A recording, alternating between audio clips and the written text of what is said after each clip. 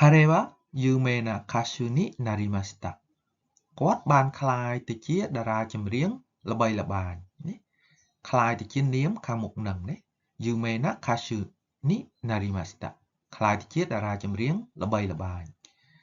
その子は来月小学生になりますក្មេងម្នាក់នោះនឹងក្លាយទៅជាសិស្សថ្នាក់បឋមសិក្សាក្នុងខែក្រោយណាហើយこの町は大きな都市になりましたなりますទីក្រុងនេះនឹងក្លាយជាទីក្រុងធំណាហើយទីក្រុងនេះនឹងក្លាយទៅជាទីក្រុងធំអញ្ចឹងវានិយាយអំពីនាមខាងមុខហ្នឹងមានការប្រែប្រួលក្លាយទៅជាស្ថានភាពអីថ្មីមួយទីក្រុងនេះនឹងក្លាយទៅជាទីក្រុងដ៏ធំក្មេងម្នាក់នោះនឹងក្លាយទៅជាសិស្សបឋម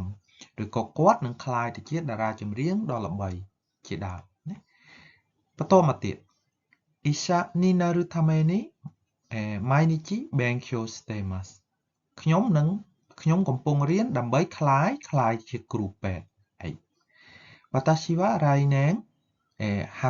20歳になりますねខ្ញុំនឹងមានអាយុ20ឆ្នាំនៅឆ្នាំក្រោយអញ្ចឹងនាមបូកទៅនឹងនីណាឬចង់បង្ហាញថានាមនឹងវាមានការប្រែប្រួលក្លាយទៅជាស្ថានភាពអីមួយថ្មី